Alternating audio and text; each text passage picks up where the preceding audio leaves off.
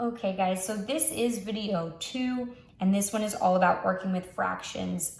This topic is so preliminary that it's actually not in our textbook as a section in the book. So it's something that you're supposed to know 100% before coming to Algebra 1. But I just think it's something good for us to practice and maybe identify if I do have some struggles. And again, a lot of these videos towards the beginning of the year, you could be absolutely fine if you never watched them, but it might just be the better way for you to think about it, or maybe it's just a different way for you to think about it and it didn't click before, right? So a lot of what we do here is transition to high school, and I'm trying to set you up for the way that a calculus teacher wants you to talk about these things. There are some things that we do in elementary school that aren't wrong. Nobody said they're wrong, but they're just not the way that you're going to want to talk about those things as you move through high school.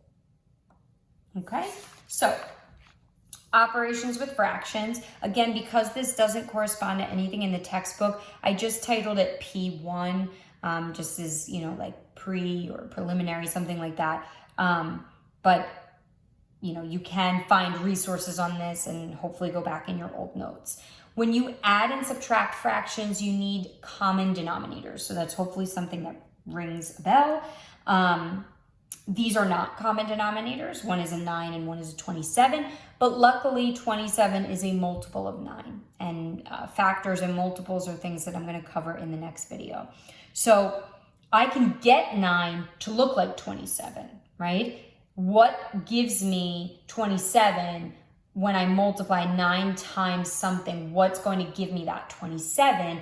3, right? 9 times 3 is 27.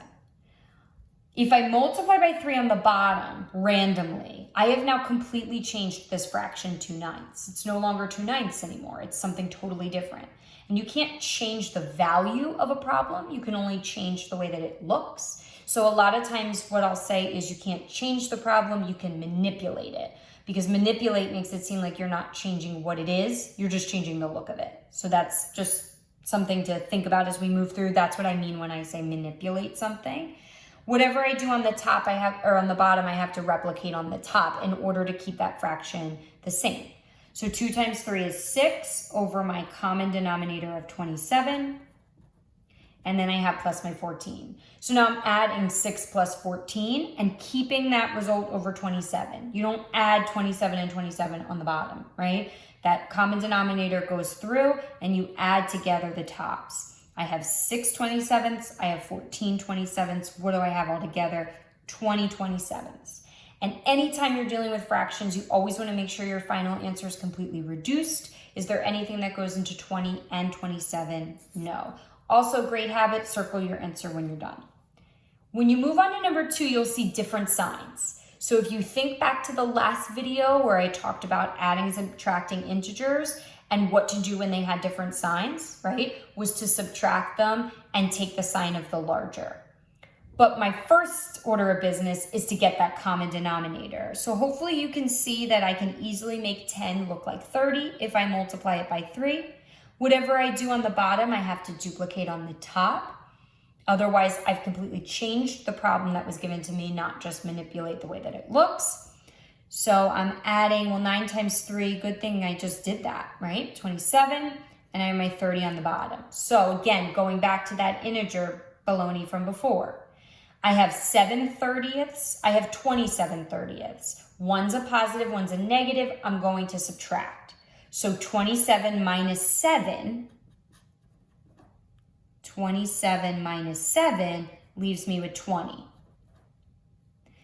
Now the 27 was bigger than the 7 and it was positive, so my answer should be positive. And am I leaving my answer like this, 20 over 30? I don't think so, right? If a fraction can be reduced, reduce it. And both things can be reduced by 10, so 2/3 is my answer. Hopefully that's a good refresher for adding and subtracting. It's pretty bare bones, but anything beyond that, you should be able to use a calculator. So I do want to show you some stuff on the calculator as we move through this video as well. So this calculator is the best calculator to have. It doesn't have to be this newest version, but the TIs are great. You do have Chromebooks, so we can start to use Desmos, which is an online calculator, and we'll start to integrate that into our learning as well. But just to start with this calculator, if you have one at home, it's the best. It's what I used growing up, and it's still what's used, so it hasn't really gone away yet. So just to show you, when you want to type in fractions, first of all, you want to use parentheses to enclose your fractions. And over using parentheses is better than under. If you don't use enough of them, you can get the wrong answer. And that's not just like I'm trying to scare you. It's true. So if they're not used in places where they are necessary, it will result in a wrong answer. And because you're using the calculator, which does not have a brain, unfortunately, it's not able to understand the complexity unless you type it in. So I have to type this in. Okay, so when I type in a fraction, and a lot of students get tripped up on this, it's so simple. It's one of those things like it's so easy, it's difficult. If I want to type in 2/9, I just use my division sign, right? And that's something that I wanted to kind of talk about in the last video, but I forgot, is that we don't really use that division sign anymore when we write. We use the fraction bar. So if I want to show 2 divided by 9, I'm using the fraction bar, 2/9. That's what 2 divided by 9 is. So I have in parentheses 2/9 and then plus another set of parentheses for my next fraction, 14 divided by, to get that fraction, 27. And when I hit enter, I get this decimal. I have no idea what this decimal means. Should I write it? I don't know.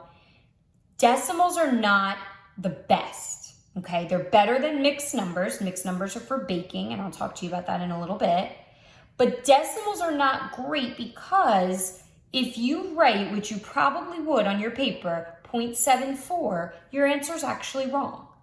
Because this is not 0.74. It's 0.740, that whole thing repeating. So when you write 0.74, you're actually giving a completely different value than what is in this answer. So I'm going to show you an incredible tool that you can use on this calculator.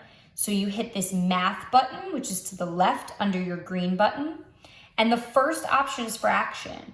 And so if you just hit enter, you'll see what it does is it says, okay, you want to take your answer and you want to convert it to a fraction, hit enter again. And that is the most reduced improper fraction that you could write for that value.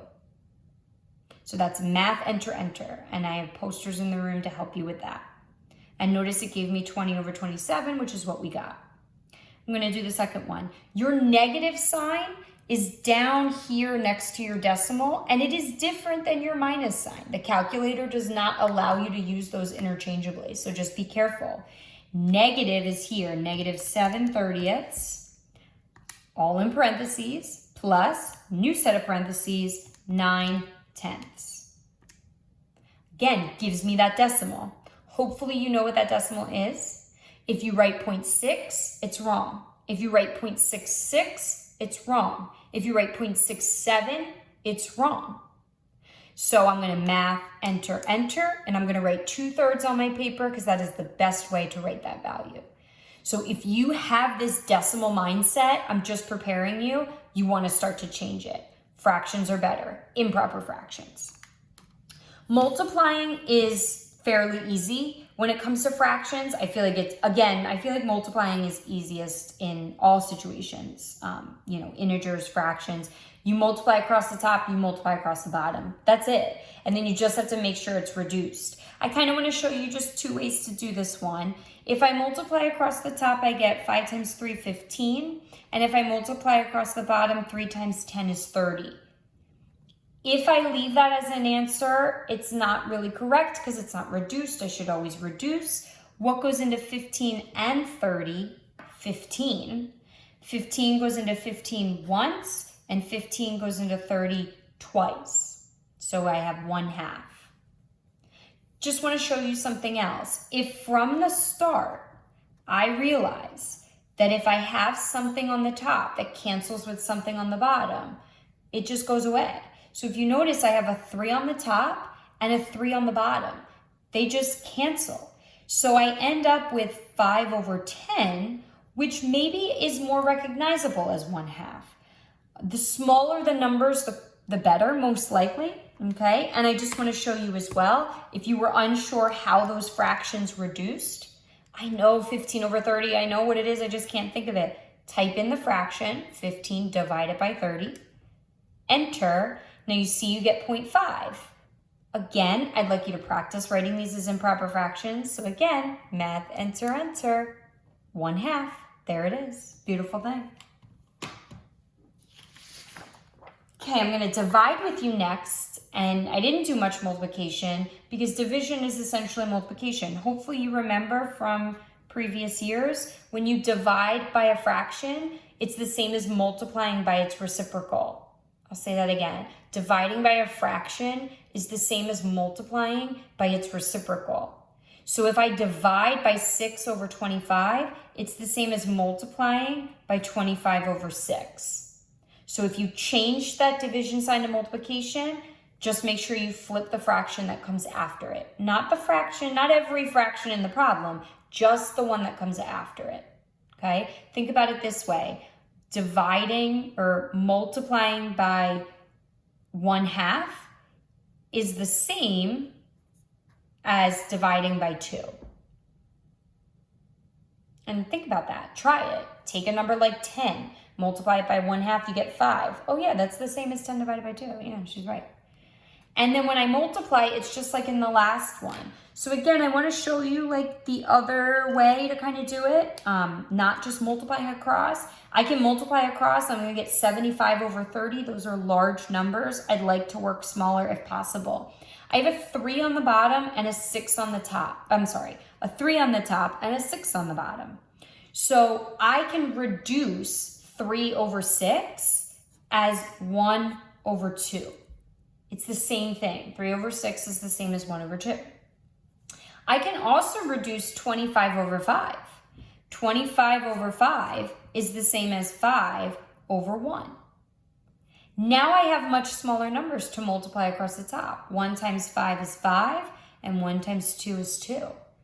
That's so much smaller. Again, had I multiplied across from the beginning, I would have got 75 over 30. But now I have to think about what goes into 75 and 30.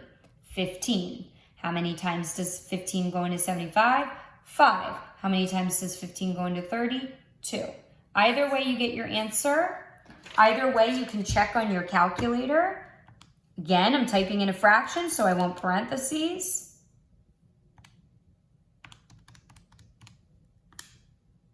Gives me the decimal, math, enter, enter. 5/2, 5 over 2, is more sophisticated than 2.5. And if you write in improper fractions a lot, you're less likely to write in decimal. And then in those times where the decimal is technically not correct because you've rounded it, won't be a problem because I wrote it as the fraction, right? Get used to the fraction. It's the best. So I have just a couple of ones where we convert, just again to sort of show you that. So there's a lot of ways you can do that converting. You probably learned in elementary school a lot of ways to do that by hand, but I really mostly wanted to show you for the calculator. So again, if you have a fraction, so 3 over 5, and like in this particular case, I don't need parentheses on it, but again, if I'm always putting parentheses, then I'm never wrong. I don't want to have to know when I need to do something and when I don't, so I'm going to take that extra step to do it anyway, and then that way I'm 100% sure that I'm correct. Instead of, wait, was I supposed to use them and I didn't? Oh my gosh, I can't remember. So 3 over 5, and then again, math, enter, enter. So it's 100% reduced. If I want to turn it into a decimal, look, math, and then I just go down to option number 2. I do my down arrow, bring my cursor down to DEC for decimal, and it turns it into the decimal equivalent, 0.6. So just, something for you to start thinking about. 3 over 5 is the same as 0.6. They're identical values. One's a decimal, one's a fraction. It's the only difference. 2/3, right? If I type it in, it says 0.6666 and then a 7. The reason that 7 is there, this 6 goes on forever. That 7 is there because the calculator is rounding to however many decimal places this is. The calculator can't possibly show you forever and ever. It's not possible. So it has to cut it off somewhere, and wherever it cuts it off, it's going to round. Even if I write this whole thing out, it's still not 2/3. So if I'm going to write that, I need to use that repeating bar. And that's why I say it's better to use the fraction. Because if you don't use the fraction and you use the decimal and you see this and you say, oh, that's the same as 0.6, or that's the same as 0.7, or that's the same as 0.66 or 0.67, all of those are wrong. This is not 0.6. It is not equal to 0.7. It is not equal to 0.67. It is not equal to 0.66667. None of those are correct. Those are all wrong decimals. The only one that is 100% correct is with the repeating bar. So you can start to see why that fraction is better. Then I put in a mixed number. So I said this earlier, I don't know if you heard me. Mixed numbers are for baking, and I love baking, so I hear you, and I use them when I bake. You know, if I need 1.5 cups of flour, I'm doing 1 cup, and then I'm doing 1/2. But sometimes I actually do use improper fractions when I bake, because maybe that cup measure doesn't fit in my container of flour. So I take my 1/2 cup measure and I use it 3 times, because 3/2 is the same as 1.5. So you should have learned a trick, where you take the denominator, multiply it by the big number, and then add the numerator. So hopefully you can all do that. But again, I just wanted to show you, if you want to type it into the calculator, it is a little tricky, because if you just type in 5 3/4 like that, it thinks you're multiplying 5 times 3/4. So mixed numbers are tough to type into the calculator. I have a couple of suggestions for you. You do 5 plus whatever that fraction is. Oh, goodness gracious. Got it. So you see I did 5 plus 3/4. You could do that. It gives you the decimal, 5.75. Math, enter, enter, gives me the beautiful improper fraction, 23/4. The other thing I would suggest, if you wanted to write it as a decimal, just type in the fraction part, the 3/4, first, and then add the big number to it. I'm just trying to come up with some solutions so that you wouldn't type it in without that addition sign and then be left with something not the same. Okay, so it's 5.75, which is equivalent to 20, again, math, enter, enter, equivalent to 23/4. That is the best way to write that number. This is the most beautiful thing I've ever seen. This is great. It's not wrong, but I don't love it. This is great. It's not wrong, but I don't love it. This I love. Math, enter, enter.